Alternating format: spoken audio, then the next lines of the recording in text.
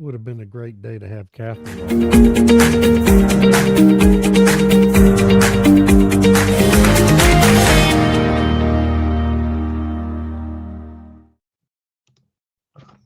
Hello, everybody. Welcome to the Energy Realities Podcast. My name's Stu Turley. We've got an action packed show lined up for you today, but let me start out with a quote that just really prompted this whole discussion.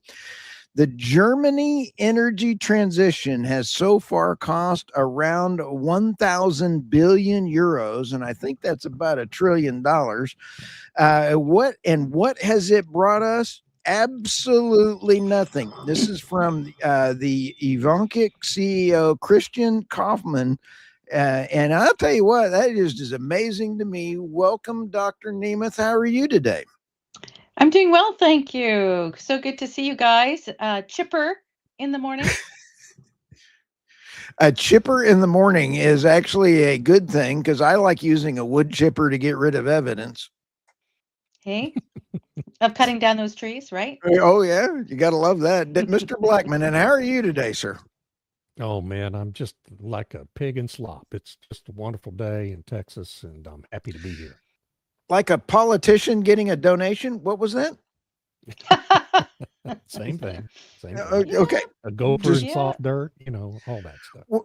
Well, today's topic is about the financial impact of renewable energy and what we've called actually the treadmill of doom. You sit back and take a look at what we are now discovering is some really amazing statistics. We've had 20, 30 years of absolutely trying to make renewable wind and solar renewable that ain't so renewable.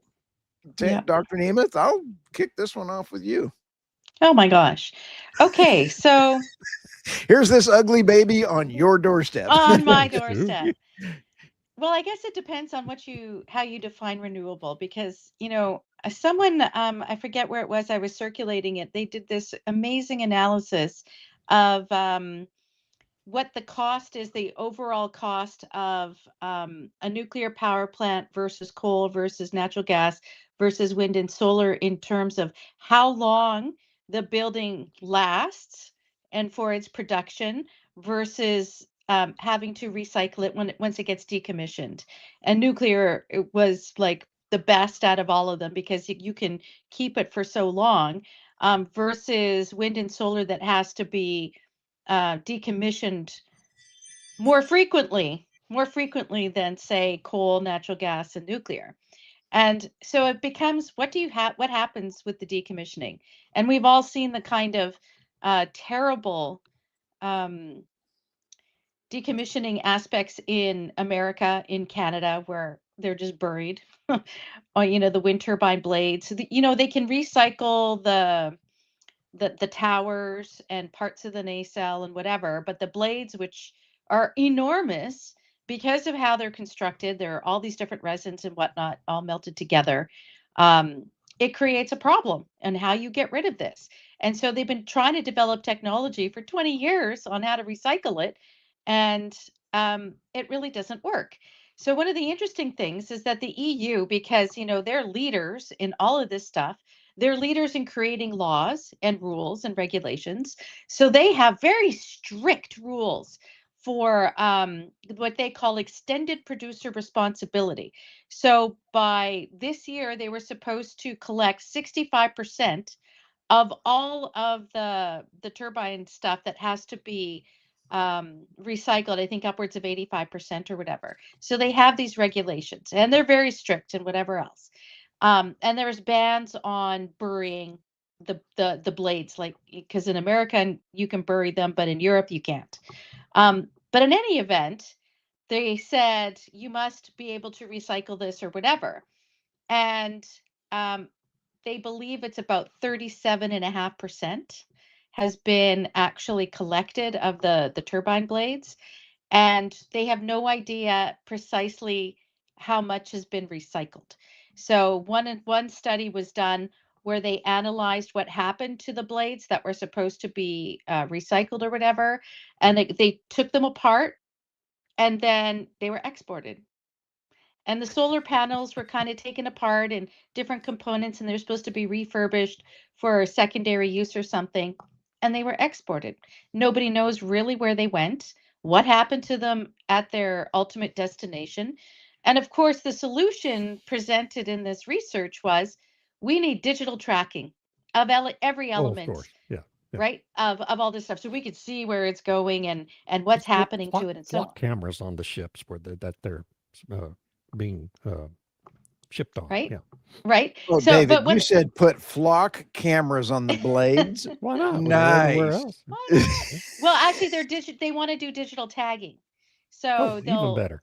even better, right? So maybe you put an Apple AirTag or something on there, and whoop, you can see where it's going. But this is the idea: is that we could just track all these different things in the supply chain. We'll figure out where it's all going, and then we can do what? Do what? Force Yeah. penalties, right? They'll get penalties or whatever. And I mean, they are experimenting with different technologies on how to break down the solar panels, how to break down the. Oh yes, thank you. It was Scott Grout. Perfect. Yeah. And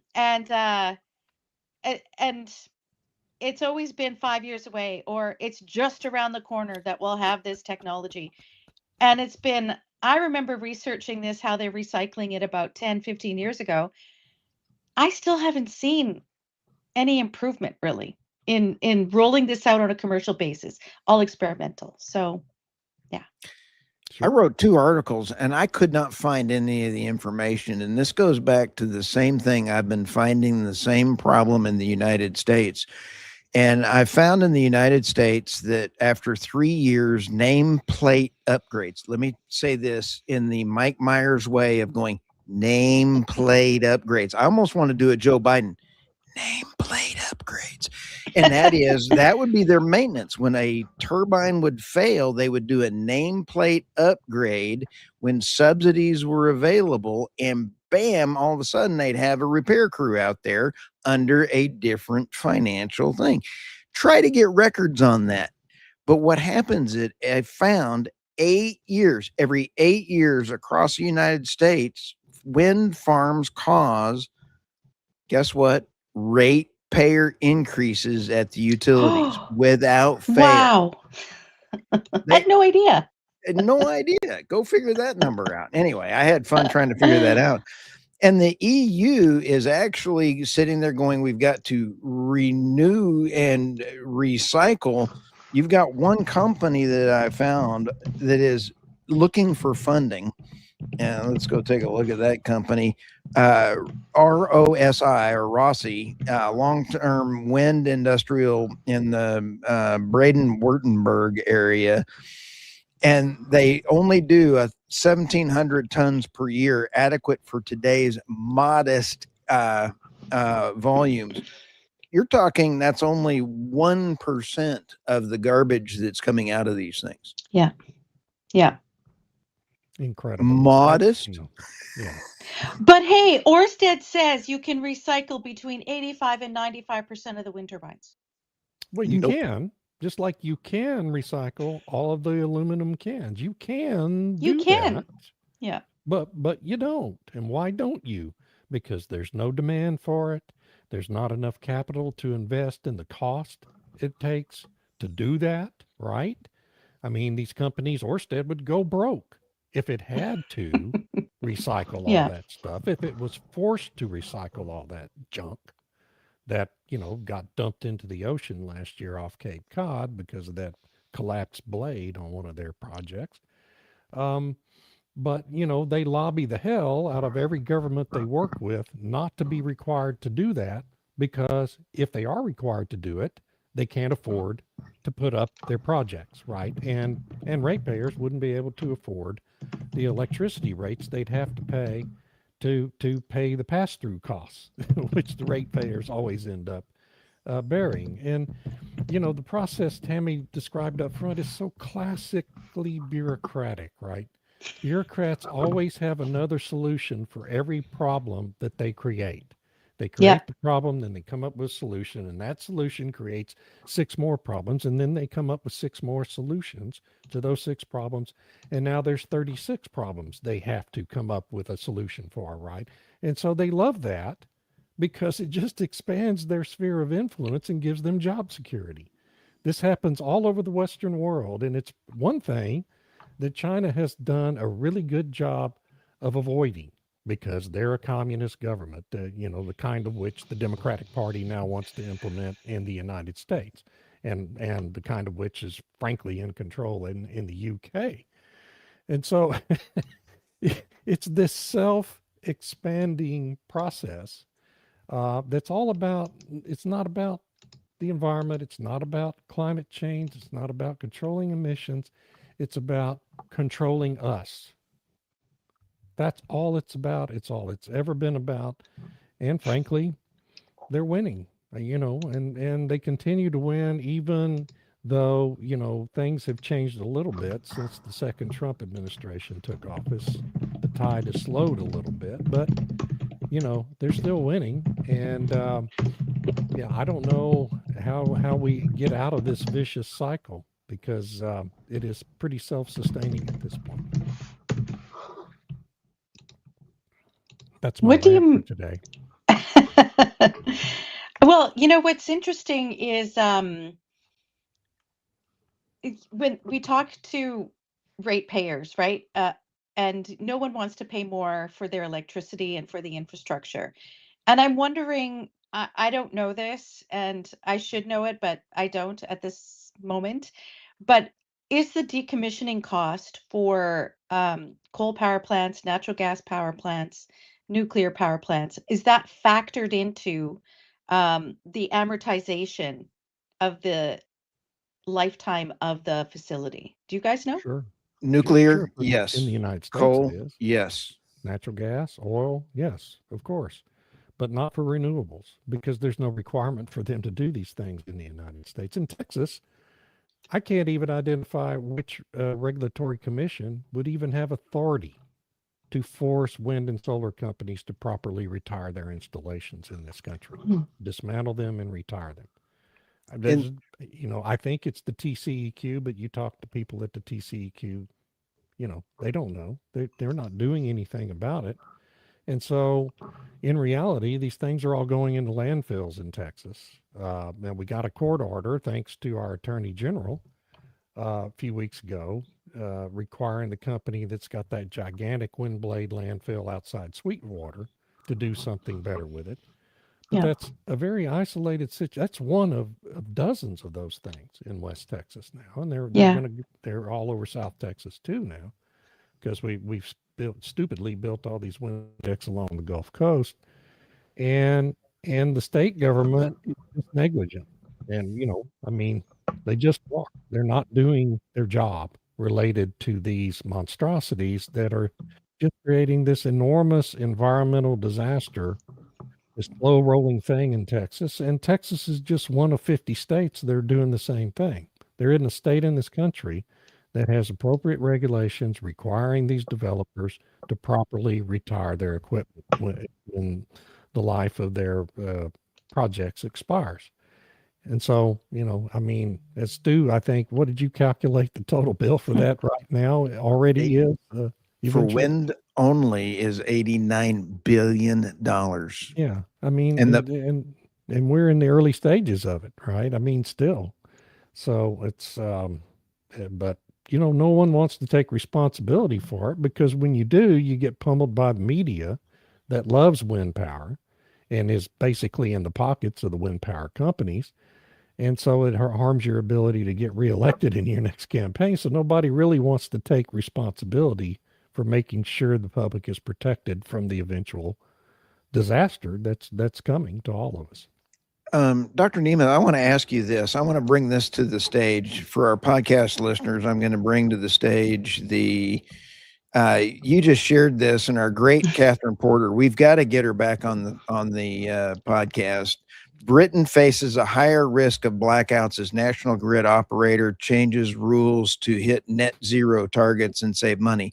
Let me also add this to the stage, and that is the annual CO2 emissions. Even though this is an old chart of 2019, look at China up here to the moon, as they would say on the honeymooners. The United States is going down because we are going down. But you take a look, I don't even see the UK anywhere on here. And Germany is one of the leading because it used to be the most manufacturing in Europe. It's probably gone down considerably since they have been totally deindustrialized. So you take a look at the UK and David, I'm going to say not only in the UK, but I think we have a Spain about to happen in the US as well as the UK because of this. And for our podcast listeners, I just changed David's settings to off automatic and bumped it up to 200%. So What? I don't I know don't what even understand that. I have no idea what your you just said. settings are goofy on this for some reason, and I've turned your setting up, and I could finally hear you. Oh, Oh, okay. okay. So, but anyway, what are What I your get for thoughts buying a on cheap mic. the potential blackouts coming around? We've had JPM in the United States say that we've got them. We had a big incident last week where a data center came off. It was 2 weeks ago, came offline and almost caused a Spain incident across 14 states. This is a yeah, real problem coming up around for the the United Southwest States and Power the Pool. UK. Yeah, Southwest Power Pool had a big near problem. Sorry, Tammy. That's okay. First, I just wanted to address Roseanne Hutchinson's comment way back up here Oh, yeah. about housing, where she said Grok tells her that turbine blades have been upcycled for use in housing construction. Like in test case scenarios, yes, they've done these pilots where they take like the blades of a wind turbine on like a very small scale. I mean, it's negligible when you think of the thousands of wind turbines that are out there and the thousands of blades. They tested it, right, to see, can we do this? Will it work? And I'd like to know what part of the wind turbine blade they use, because if you think about how it's exposed to the elements and gets hit and whatever. Anyway, I don't think I'd want my house to be made out of that. Well, you got to But build a house out of balsa wood because that's the main well, component I I can mean, think of in a wind blade. yeah, it's covered in polymers, and that is an environmental catastrophe happening where they've We been had one wind blade off of the Vineyard offshore New York Vineyard wind, yeah. explode, and it caused an environmental disaster equal to the Exxon Valdez, because this was rich people's pools, swimming area. You want to build a house out of it? I'm not sure. Yeah, I mean, what I meant by environmental catastrophe is how they're slaughtering the balsa wood forests in South America in order to get enough balsa wood for this demand in wind turbines and whatnot. Yeah. So, yeah. But with respect to the blackout issue, Catherine had sort of written something about this back in June before the Mm. catastrophe on the 23rd, because they've been floating this idea for a while. And now that they're coming close to making a decision, the Daily Mail ran that article this morning where they were talking about by the end of this year, they want to reduce the minimum inertia requirement for the grid. So, and they're looking at alternatives instead of allowing the spinning to continue. They want to do something else. And I remember Ed Miliband had this idea about they'll just have really big flywheels going around and doing stuff. To my knowledge, I don't think they built any. So it's like once again the cart before the horse, where they're saying, okay, we're going to make these changes, we're going to do this stuff, but the replacement isn't there yet. And so I'm just like, oh my gosh, this is going to be terrible for the winter when things get cold and people have been transitioning off gas and heating oil and whatever. I really don't know how this is going to work out, but um, Well, it the UK. sorry. No, go ahead. Go ahead. I mean, it just basically seems like instead of taking that blackout situation in Spain in 2024 as a warning, they've used it as a user's manual. I know, it's crazy. And, Catherine has written so extensively and eloquently about what this will do. And, she said that it's likely that if they move forward with this proposal to reduce the inertia by the end of this year, it could create a situation that is worse than what happened in Spain. And engineers in the grid who are trying to remain anonymous because it's very vindictive there if they speak out, even though there's whistleblower stuff, it doesn't seem to matter for the government. They're warning like the grid is unstable. We need to be making it more robust, but almost every policy decision makes it worse. And then it gets to the point where this morning, the head of Octopus Energy, which is now the largest energy supplier in the UK, it was saying on Wednesday there's going to be a minor solar eclipse in the UK where you know between 6 and 8 p.m. and he's warning people to reduce their energy consumption or the grid will crash for an eclipse. Like, this is insane.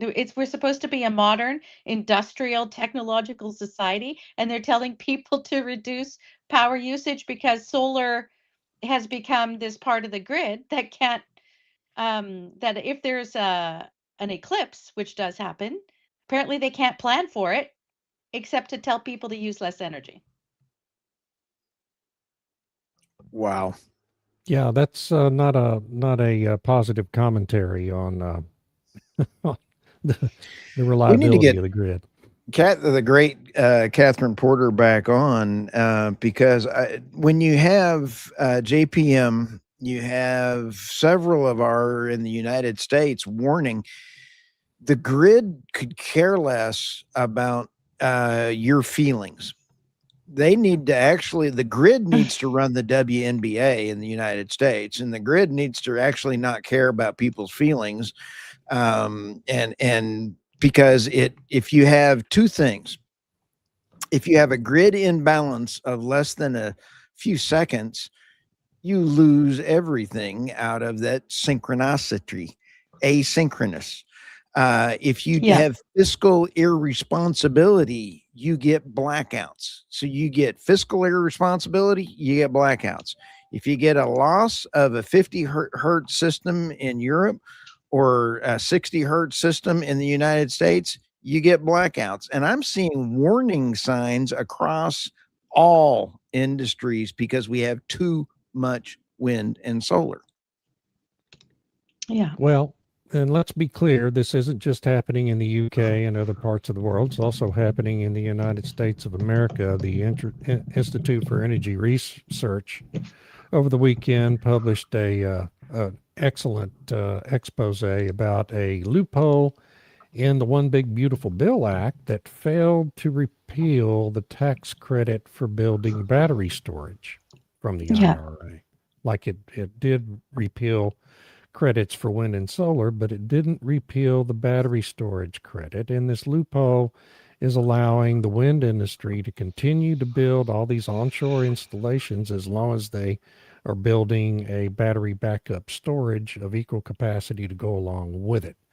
And so our grids are going to continue to be overloaded with new solar capacity into the future because Congress, someone got to enough people in Congress, someone in the solar lobby, to keep this loophole in there and keep their industry expanding. And because we all know without these enormous tax credits and other subsidies, the solar industry can't continue expanding because it's not cost effective to do so.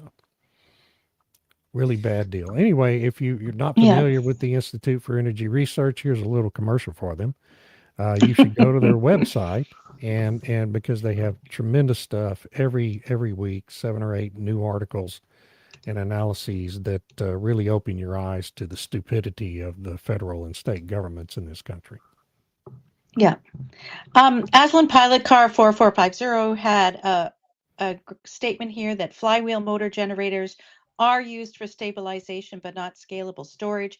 Yes, for sure. But what the UK Ed Miliband, before he got moved, was proposing is that they just build independent flywheels that will be, I don't really know how they'll be powered, but the idea I think that NISO was saying is that they will just take electricity from the grid to spin these independent flywheels that aren't from natural gas or coal power generators, in order to keep the grid going, or to stabilize it, right? And and then the other thing that they were talking about is that they will use battery backup for compensating for whatever. I don't know. It's just crazy. Well, I hope someone will do a cradle to grade economic cost analysis of the flywheel concept once it gets put into reality there in the UK. And I suspect what we're going to find is it costs ratepayers a lot more than it would have cost just to build some pretty standard baseload generation to keep the inertia going on the grid. But I guess it appears that in lots of countries in the West and lots of states in the United States, people are willing to pay for that. So, I mean, good for them. I want to say one thing though here in Texas about this summer in Texas, because we've had record demand thanks to our rapidly growing population and industrial base here in the state of Texas this summer. And we haven't even come close to a day when ERCOT was forced to ask for voluntary compensation measures on the ERCOT grid. Now, last year, we probably had a dozen days when they had to do that. So the one thing I will say for solar in Texas is that it has played a role during the daylight hours of ensuring ERCOT doesn't have to call for those voluntary conservation measures. We've had day after day, of course, in the summer in Texas, happens most every year. Big high pressure system parks itself right over Austin and stays there for about 2 months, and we don't get any clouds or rain in Texas. And when you do that, Yeah. when you have those conditions, solar can contribute an awful lot. And it also helps the wind keep blowing in West Texas. And so wind has been contributing. The battery backup has been contributing during those daylight hours. And then, you have the reserve natural gas capacity kicking in the evening hours when usage goes up and the solar and wind go offline. So that system in Texas this summer, because we haven't had a lot of severe weather since June, has worked very well and has prevented ERCOT's grid from getting anywhere close to any kind of mandatory conservation measures. So there are good things to say about all the solar that's been loaded up on our grid. And I just wanted to get that in. I would add that we had 92 gigawatts on Texas ERCOT, and we came within a few hours of having a real problem, David. We had solar went to Did we zero really? at Because I haven't seen that. Nobody's talking about it. I did the math, and when you sit back and take a look, we went from we lost all the solar at sundown. We had 10 gigawatts of storage come online, and they did not spin up the natural gas fast enough. We fortunately had Oh, well, enough. that's an ERCOT management problem. It was an Mhm. ERCOT issue. We also had enough wind come online. Thank goodness. If the wind had not come on, it could have been a gigantic issue. So I was doing the math. I was going through all of that kind of stuff. I want to answer this one on Aslan pilot car. We need to turn this into the Aslan pilot car show. How Good are questions. how are carbon emissions reduced by wind and solar? I want to give a shout out to Dr. Gene Nelson. He has actually been on my podcast. He is a nuclear expert, and he actually said wind and solar on any grid add carbon emissions. They don't reduce carbon emissions, and he has the facts and the numbers to do that. So What? Yeah. Through a full life cycle analysis, you mean? oh yeah, Including the mining operations and everything you have to go through to produce them? Yeah. Shipping and absolutely. all that. Yeah. And it No, goes that back makes to what the sense. levelized cost of electricity should actually be the levelized cost of energy because what it takes to build these things is very high thing. And when I started looking at the recyclable energy it takes for what you get out of it versus the cost and the amount of energy it takes, it needs to be levelized cost of energy, not levelized cost of electricity, because it takes energy to make electricity. Yeah. Yeah. I even Here's said that another right. really good Wow. Yeah. Great contribution here point. from Yeah. Emil Nikolai Perhinsky. Solar can contribute, but it leads to natural gas being curtailed, and it leads to the cost of energy produced by gas turbines growing. They must pay the fixed costs whether they produce or not. That's true. So on a net per MMBTU basis, the cost does rise. That's true because of all the idle time, and that's a solid point.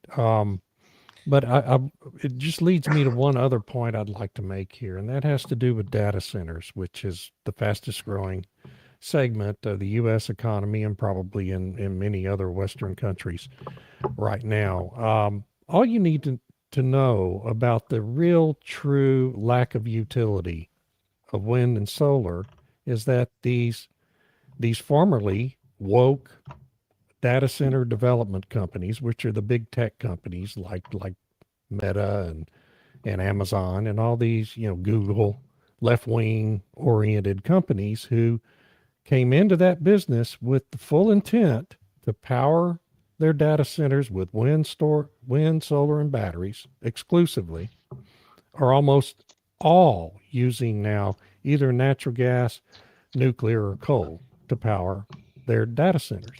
Because Yeah. why? Because wind and solar can't meet the uptime requirements, which is near 100% for these data centers. They can't do it. It's not viable, period. And it's not ever going to be.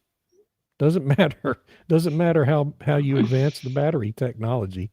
These companies, these woke companies managed by woke people, are opting mainly for natural gas, but Yeah. where it's available, coal and nuclear, and where natural gas isn't necessarily available due to lack of pipeline capacity. So that really just tells you all you really need to know about wind and solar. They're niche power generation technologies that can play a role in a grid if customers are willing to pay the increased costs. But you always have to build an equal amount of real base load power, dispatchable power generation to whatever wind and solar you put in place, because when you need them most, they are going to fail. And that's during times of severe weather. And that's just not ever going to change. It's not ever going to change. So it's it's it's trillions and trillions of dollars of investment now that we've spent investing in this stuff.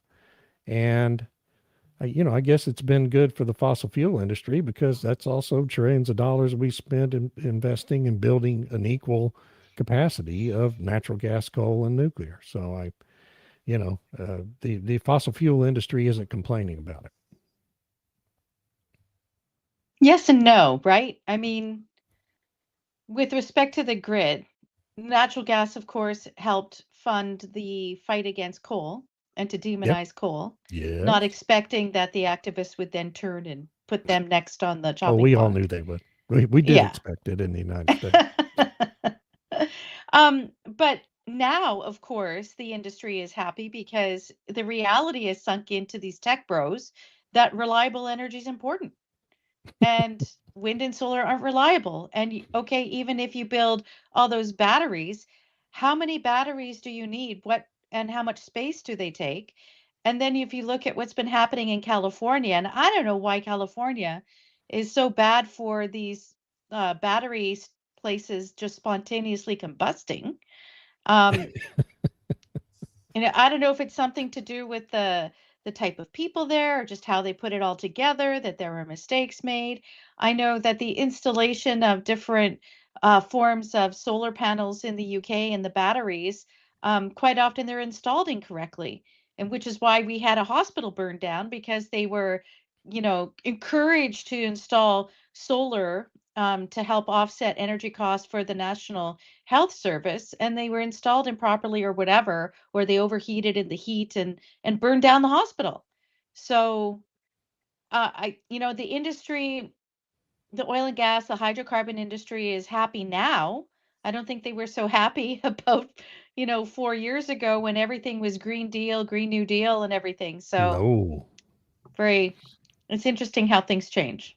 It is interesting how things change, and it's interesting how public policy forces the change. Right? When you have a Barack Obama or Joe Biden in office, presidency in office, things go the way they went for the past 4 years, and everybody in the fossil fuel industry is upset because of all the negative messaging coming at them. And now you have a president in office who values fossil fuels and oil and gas, Yeah. and even the messaging, even in our media, which is predisposed to support wind and solar, has really kind of moderated when it comes to natural gas because they see how important natural gas really is to to their green dreams, because you have to have it to back up all the green stuff. And yeah, I mean, there's still crappy reporting out there every day, frankly, if you look at Politico and some of these other uh, media outlets, but it's not nearly the volume that we saw from 2020 through 2025, and it's it's nice, but it's always going to come back, just maybe in the next presidential election. Yeah. Yeah. Tim Crone has a good point here where he said all renewables are built using fossil fuels. If you account for the additional networks, backup, etc., does the energy used in their manufacture and construction ever get repaid? There's been lots of calculations, and depending on who does the calculations and, you know, what metrics they use in their calculations, you get a different answer. So the Yeah. people who support wind and solar will say, absolutely, we get way more energy out of it than we put in. And then other people will do an analysis and say, actually, it's either break even or negative. So it really depends on how you're doing your math, unfortunately. Yeah, it's like these kinds of studies are like using expert witnesses at a trial, right? I mean, you Yeah. can you can find an expert witness if you pay them enough money that will testify to literally anything in a trial. And it's the same is true of universities and these researchers. You can find somebody at Cornell or Leeds or one of these or any Ivy League school that produce any study you want them to produce if you pay them enough money. Um, but whether that has any basis in reality is another question, as we repeatedly see when studies like those are debunked. Um, so it's sad. It's a sad aspect of academia and quote science these days. But again, it's rampant all over the world, really. Yep.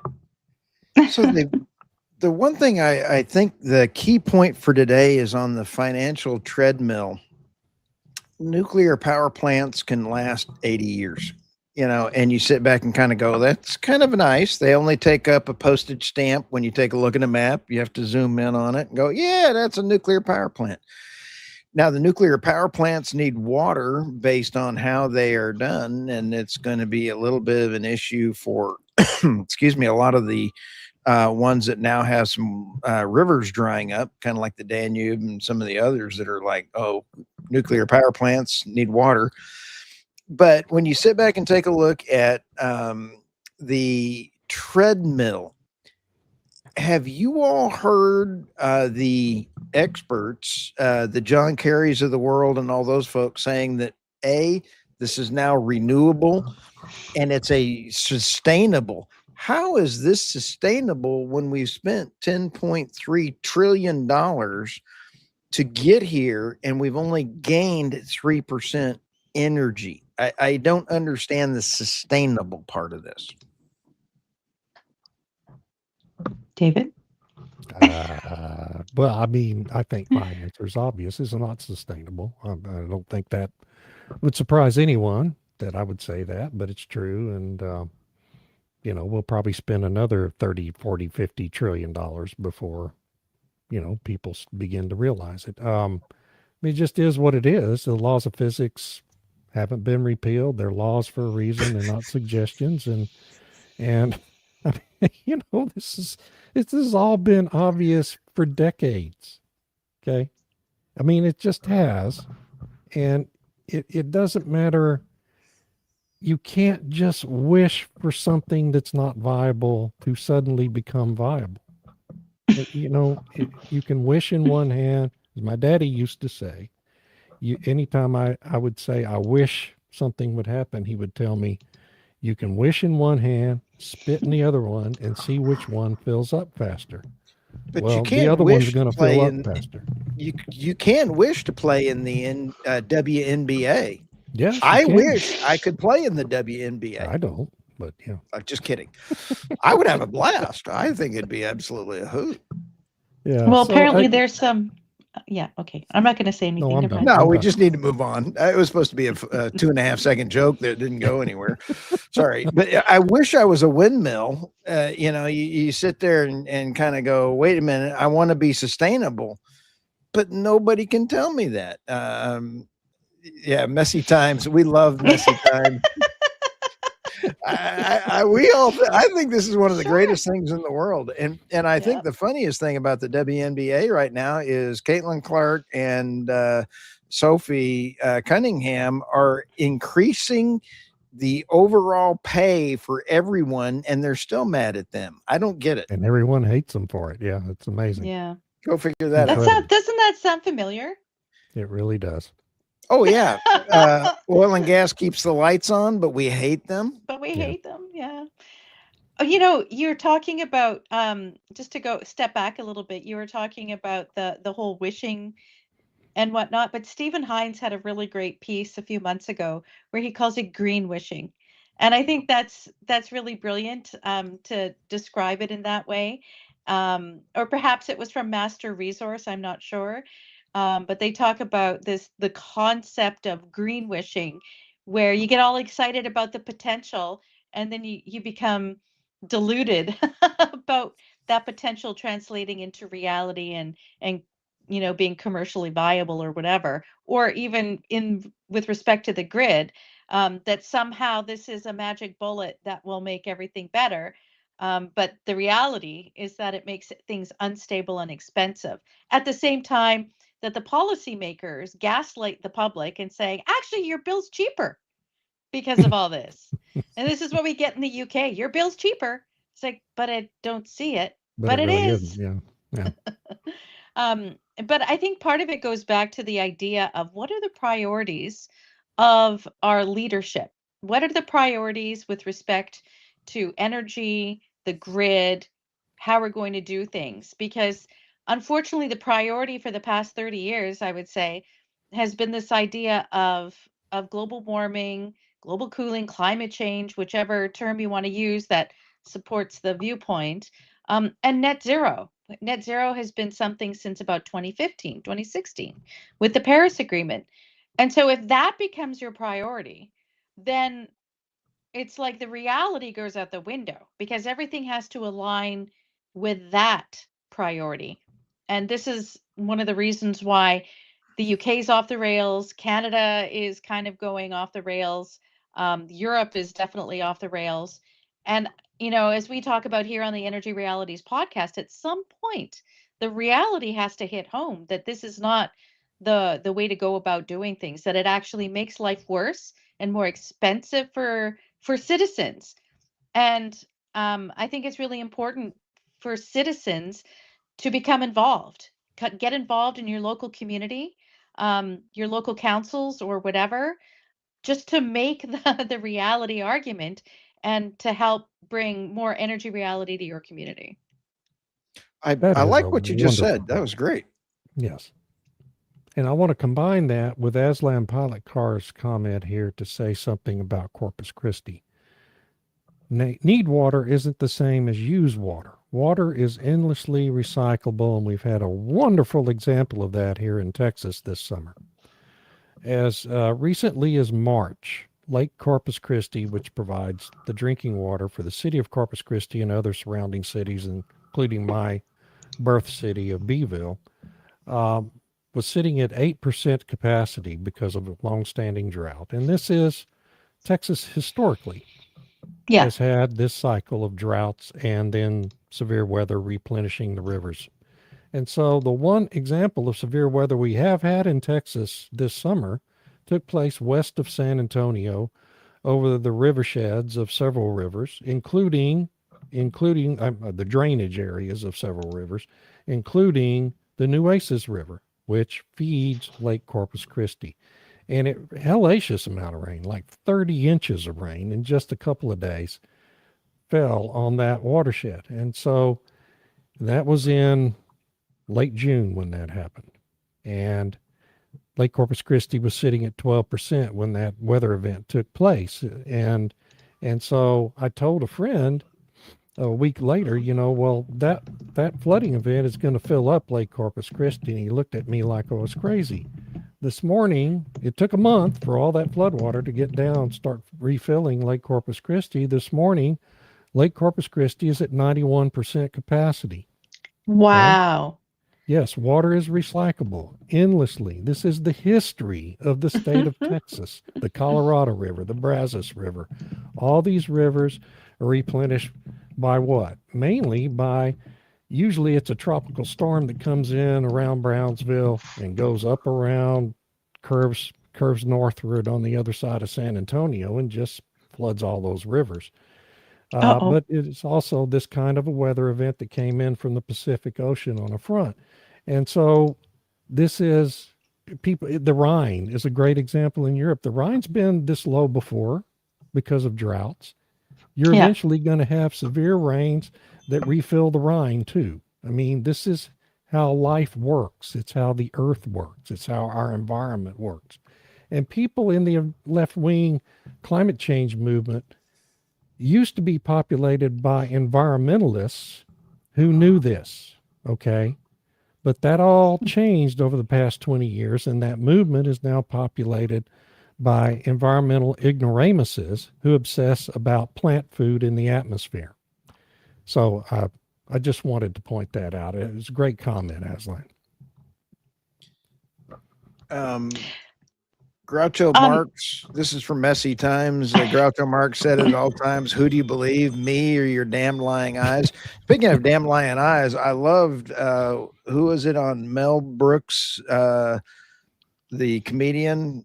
He had really weird eyes. Marty Feldman. Marty Feldman. Yeah, that's it. Frankenstein. And I really think that that was a good one. Of course, reality impinges on fervor of climate hysteria, carbon church. I couldn't agree more.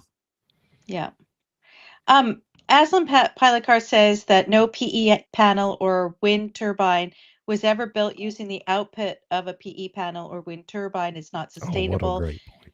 Well, there are some manufacturers who claim to be using wind and solar for producing their wind and solar components and whatnot.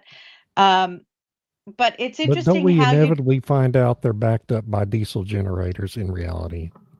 Right. So let's say you've got some solar panels on the roof of your warehouse or your manufacturing facility. Is that contributing to the production of your solar panel? Maybe. Quite often what they do is power purchase agreements, which means it's not necessarily, they're saying, yes, I'm purchasing that green energy. So therefore, because it's on the grid somewhere, and I'm going to take it to say I'm using that for my production. So I would like to add to your comment and say, not one of those used wind or solar to recycle any of it. It is not fiscally sustainable. It is not environmentally sustainable. There is absolutely zero facilities capable of running recycling on wind and solar. They can't generate the heat. Maybe they use electric arc furnace, like in steel. Maybe so. Right. don't Even know. an OSU guy can do the math on an electric arc furnace to do recycling that won't pay the bills. Right.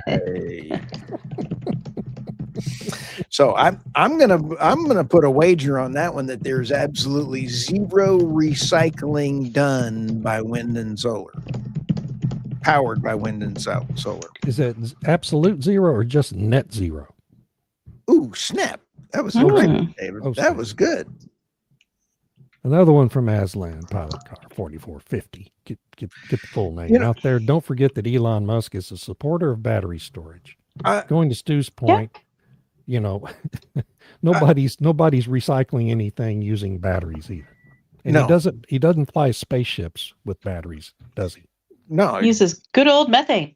Yeah. I do want to say that wind and solar are outstanding at the edge. And I'll tell you what, after putting wind and solar and storage at my houses, totally agree that wind and solar at the edge off the grid work wonderfully, but not at scale. Right. And rots a ruck after a Texas hailstorm. Because you have to have reliability. Elon Musk's big Tesla factory outside of Austin, gigantic place, beautiful facility. It isn't powered by wind and solar. It's powered by a natural gas power plant. Okay. That's where the power comes from to build those electric vehicles. I mean, if he was really committed to renewable energy, he would be building those Teslas with a big solar array. But he doesn't. He has a natural gas power plant because he needs that power to be up and running all the time. Yeah. But he offsets, right? So this is Sure. the sort of financial gymnastics that's done Yeah. by the tech community. It's like, okay, yeah, I need reliable power, so I'm going to build wind and solar to compensate, and batteries to compensate for the reliable stuff I'm using, and I'll put that on the grid for everybody else to use because, can't really use that. You can't expect us to use that when we You're right. have to be going 24/7, at the Yeah. gigafactories or whatever. But I understand Musk's desire to come up with an alternative means of energy and energy storage if you think of it in terms of he wants to go to Mars. It's not like Mars right now has oil and gas or whatever. That means you're going to have some other form of power, whether it's a micronuclear or something else. And Sure. and that has its own dangers transporting through space from Earth to Mars. So I understand from I want to set up a settlement on Mars perspective that you would require things like EVs or batteries or wind turbines or something to generate that power. And people have to kind of remember that about Elon Musk is that his number one priority is to get to Mars. And all of the different things he does is working towards that goal. On May 16th, this guy, Clark Savage, wrote an article.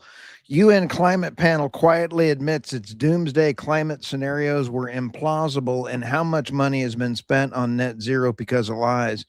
That one kind of went off around the internet a bunch from Clark Savage. And anyway, I think it's actually kind of funny that now BlackRock is now no longer investing in wind and solar.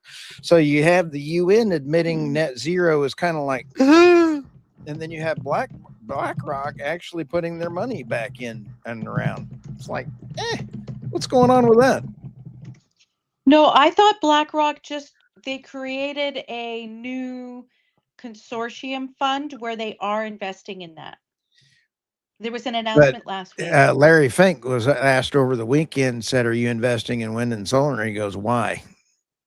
So I'll have to pull that one up. I saw it on X. You sit back and it's kind of fun. Why? Even they're not going to be there. I like this one. In line with Tammy's idea, this is from Messy Times again. Better civic engagement. Florida, the government has mandated a year-long class of financial fluency for all high school students and requires a class of evils of communism. I think it'd be great. That would be great. People don't know. Well, that's a real mandate in Florida. I wish Texas would do the same thing. I wish all high schools would start actually teaching civics again, simple constitutional theory and things like that two generations of Americans haven't been educated in, which is why we see what's happening in the Democratic Party today. Hmm. I mean, we don't even teach kids this stuff anymore. It's really pathetic. They don't even teach proper American history. It's Right. even like related to the revolution Right. and whatnot. And it's all about sort of destabilizing those your national stories, what you have proud to be American about. You know, those types of things are no longer taught in schools, except in certain jurisdictions. But there is no, I mean, it's always been undermining people like Thomas Jefferson or some of the other founders and whatnot. You know, it's been this, I would say, over the past 40 years to undermine that Tammy, narrative. that was from a quote from Larry Fink from February 26. Larry Fink warns AI data centers need reliable power beyond wind and solar. That was from that quote earlier on, and somebody had added to it. Yeah. Because the BlackRock has infrastructure assets with I think a group called Clearway Energy, where they're partnered with some other people with, like, I want to say 8.8 something gigawatts of solar projects and upwards of 5 gigawatts of wind. So, and then they have investments in they have a sustainable energy fund. So I think BlackRock still is. It's just not necessarily as gung ho as they were, 3 years ago versus what they are now. Probably because the subsidies aren't there anymore, and you make a lot of money off the subsidies. Yeah, that's right. And it's no longer a priority of the United States government, which it was for a while, and so that probably had a lot to do with it as well. You know, I mean, corporations are responsive to government policy. They just are. And, everybody jumped on board with the woke stuff during the Obama and Biden administrations, and now it's fading everywhere except in the Democratic Party. It's fading. It seems to be rising again over there. I'd like to make a prediction, and that is within the next 2 years after the bum rush, after the bum rush of subsidies run out, that we see increased cost to consumers like they've not seen in decades. And we're going to see more and more blackouts, and we're going to see more and more problems on the U.S. grid. And I'd like to see if it's going to happen. And is the EU and the UK going to be able to continue on their deindustrialization path and keep their subsidies going? I don't think so. I don't know. And at the same time, they say they're going to expand their defense capabilities. You can't expand your defense capabilities if you don't have reliable energy and manufacturers to do it. Well, that's right. And is that serious, though? I mean, is that real? Are they really going to do that, or is it just talk? I can't tell. I don't know. I don't know. The procurement process takes a long time, like anything. And they've set up some kind of defense fund. But I mean, Germany and France they had been talking for, like, I don't know, 10 or 12 years to make some new fighter together. And after all that time, they didn't actually build anything. And then they decided, we can't get along. Let's scrap the billions we've spent so far in development and go our separate ways. Is this the same UK that just had their drones compromised by China's radar reading all of their drones this morning? So, they're off and running and able to start making their own military equipment? Right. Well, so many of the components are from China. When anything in the tech field, how much is actually produced, whether it's in the United States or Canada, the UK, Australia, Europe? I don't know. Not very much. Not very much. So, yeah. Well, with that, we're winding down here. Tammy, what are your thoughts? And we've got a great guest next week that you lined up for us. Yeah, we're we're going to be talking to Joseph Fournier, who's an excellent researcher and scientist, and he's going to be talking about his recent work about coal and how LNG is not going to displace coal in China, and then he's also written a report about what he calls coal is the Excalibur for China. So that'll be really interesting to discuss with him what he's found and calculated, because he's got some pretty bombshell calculations he came up with, which puts what China's doing in a different perspective. So come tune in next week and you'll hear all about it. It'll be great. Great. David, what do you got going on? Not a damn thing. I'm going to go take a nap. Outstanding. Well, Okay.